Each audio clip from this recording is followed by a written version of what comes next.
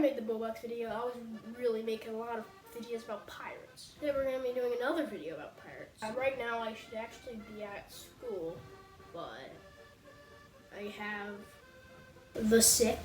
I don't have COVID, at least that's what my parents told me. But I have a bad cold, my throat's been hurting, I've been sneezing a lot. I have tissues. You can obviously hear I'm not that great. A message to all the people who think it's okay to come to school with a cold.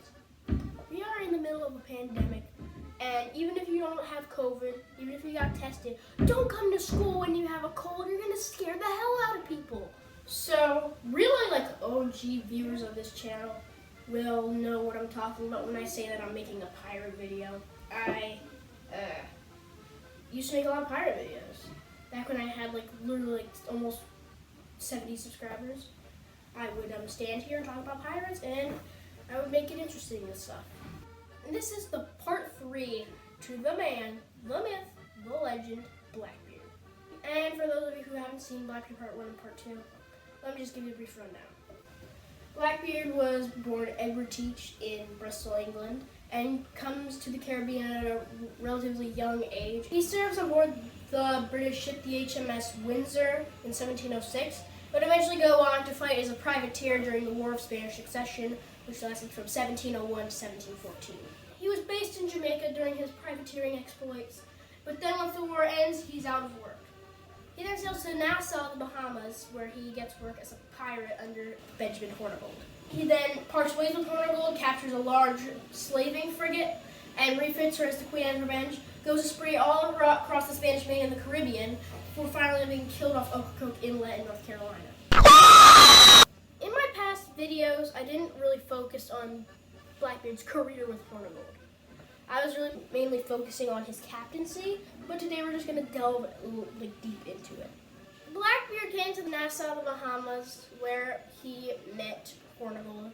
At this time, there was a growing pirate confederacy at Nassau called the Flying Gang, which included Henry Jennings, Samuel Bellamy, and of course, Benjamin Hornigold, among many others. Hornigold, and along with the rest of these people, were all former English privateers during the war. Blackbeard then joins up with Hornigold, and as early as 1715, and they go on their little pirating exploits. Hornigold at the time had a 30-gun sloop, which for a pirate ship at the time was an unusually large amount of cannons. And him and Blackbeard would go all across the Spanish Main, sacking all the Spanish vessels in sight. Hornigold and Teach were very successful at what they did, bringing probably hundreds of thousands of pieces of eight back to Nassau. But the thing with Hornigold, unlike most of these other pirates, was he refused to attack English ships. He was a very patriotic person and targeted his piracy at the Spanish mainly. So they would go on to, plunder ships until Hornigold was like, you know what? I think I'm going to lay low. He then went back to Nassau and was just chilling there. But then eventually accepted a royal pardon by the English government later on. And so Blackbeard just kind of was promoted to captain.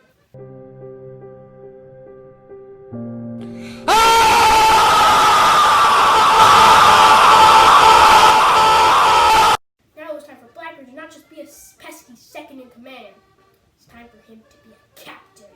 So Blackbeard, along with his 6-cannon sloop that Hornigold issued him, along with a 10-cannon sloop that was captained by Steve Bonnet, who I do not like at all. Maybe I'll make a video on him in the future. Bruh.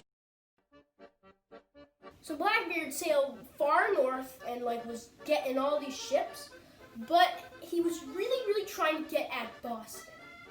Why was Boston his main target, you might say? Well, I'm going to tell you. You see, he was friends with this pirate named Samuel Bellamy, who actually was part of the Confederacy at Nassau. They were good friends, and recently Bellamy had captured his new flagship, the White Galley. In case you don't know, a galley in this meaning is an oared frigate, meaning it's just a regular old frigate, except it's also propelled by oars.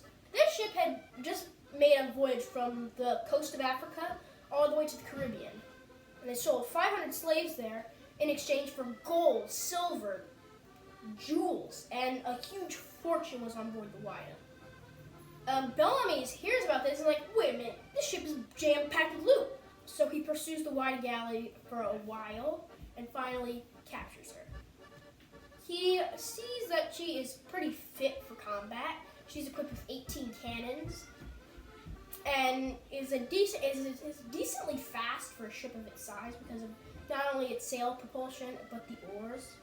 So at the time he was captaining about 2 ships, a galley and a small sloop, and they captured the Whydah. Bellamy actually gave his previously owned galley to the captain of the Whydah so he'll be able to go back to shore. So Bellamy, he has his new flagship with 18 guns, but he decided, you know what, 18 guns ain't enough.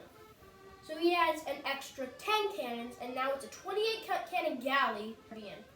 So at this point, he had the sloop, the Marianne, and the Whydah galley, a large ship, as I mentioned. Alright, so Bellamy has this huge freaking golden stuff. Yeah, if I personally had it, I'd just retire, you know? So Bellamy, he's like, you know what? Let's head north. So he goes up the coast of the American colonies. However, his ship encounters some troubles off of Cape Cod, sadly. Off the coast of Cape Cod, the Marianne and the Whydah encounter very rough storms, which break the Whydah's mast and cause the ship to capsize and killing nearly every man on board. The Marianne is okay, but is very beat up and damaged, and sails back to Nassau. At this time, Blackbeard was still under command of Hornigold, and once him and Hornigold find out about this, they're pretty pissed, honestly. Blackbeard was a good friend of Bellamy's, and he vowed revenge against Boston. And a little bit later, Stede Bonnet would sail into Nassau, and Blackbeard would get permission from his crew to take over his ship, and Blackbeard would then just go up and try to get revenge at Boston.